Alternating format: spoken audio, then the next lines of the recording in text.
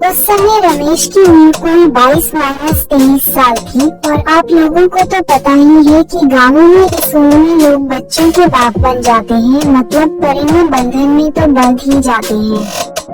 हाँ, तो रमेश की भी शादी हुए लगभग 4-5 साल हो गए थे और 1.5-2 साल पहले ही उसका गौना हुआ था। उस समय रमेश घर पर ही रहता था और अपनी MA की पढ़ाई पूरी कर रहा था।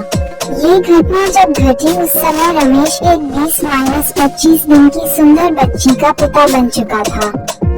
हाँ, एक बात मैं आप लोगों को बता दूं कि रमेश की बीवी बहुत ही निडर स्वभाव की महिला थी। ये गुण बताना इसलिए आवश्यक था कि इस कहानी की शुरुआत में इसकी निडरता अहम भूमिका निभाती है। एक दिन की बात है कि रमेश की बीवी ने अपनी निडरता का परिचय दिया और अपनी नन्ही बच्ची उम्र लगभग 1 माह से कम ही और रमेश को बिस्तर पर सोता हुआ छोड़ 4 बजे सुबह उठ गई। गाँव में आजकल तो लोग पाखाना घर बनवाने लगे हैं, पर 10-12 साल पहले तक अधिकतर घरों की महिलाओं को नित्य क्रिया विषय मैदान हेतु घर से बाहर ही जाना पड़ता था और घर की सब महिलाएं नहीं तो कम से कम 2 एक साथ घर से बाहर निकलती थी। ये महिलाएं सभी लोगों के जगने से पूर्व ही ब्रह्म मुहूर्त में जगकर खेतों की ओर चली जाती थी। ऐसा नहीं था कि रमेश की बीवी पहली बार 4 बजे जगी थी। अरे भाई, वो प्रतिदिन 4 बजे ही जगती थी, पर निडरता का परिचय इसलिए कह रहा हूँ कि और दिनों की तरह उसने घर के किसी महिला सदस्य को जगाया नहीं और अकेले ही दिशा मैदान हेतु घर से बाहर निकल पड़ी।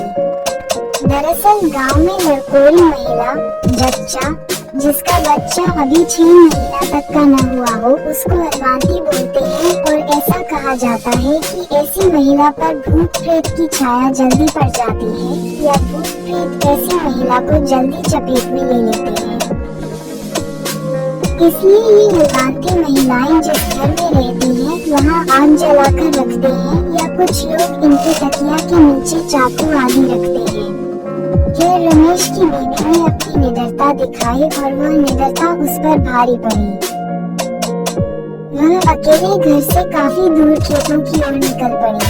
हुआ ये कि उसी समय पंडित जी की श्रीफल बेल पर रहने वाली चुड़ैल उधर घूम रही थी और न चाहते हुए भी उसने रमेश की बीवी पर अपना डेरा डाल दिया। हाँ, फर्क सिर्फ इतना था कि वह पहले दूर से ही रमेश की बीवी का पीछा करती रही, पर अंततः उसने अपने आप को रोक नहीं पाई और ज्यों ही रमेश की बीवी रोक नहीं पाई और ज्यों ही रमेश की बीवी घर पहुंची उस पर सवार हो गई। रमेश भी लगभग 5 बजे जगा और भैंस आदि को चारा देने के लिए घर से बाहर चला गया। जब वह घर में वापस आया तो अपनी बीवी की हरकतों में बदलाव देखा। उसने देखा कि उसकी बच्ची रो रही है, पर उसकी बीवी आराम से पलंग पर बैठकर पैर पसारे हुए कुछ गुनगुना रही है। अरे ये क्या, रमेश की बीवी ने तो रमेश के इस गुस्से को नजरअंदाज कर दिया और अपनी में ही मस्त बनी रही। रमेश का गुस्सा और बढ़े इससे पहले ही रमेश की भाभी वहां आ गई और रमेश की गोदी में से बच्ची को लेते हुए उसे बाहर जाने के लिए कहा। अरे ये क्या, रमेश का गुस्सा तो अब और भी बढ़ गया। उसे समझ में नहीं आ रहा था कि आज क्या हो रहा है। जो औरत, उसकी बीवी, अपने से बड़ों के उस घर में आते ही पलंग पर से खड़ी हो जाती थी, वही बीवी आज उसके भाभी के आने के बाद भी पलंग पर आराम से बैठे मुस्कुरा रही है।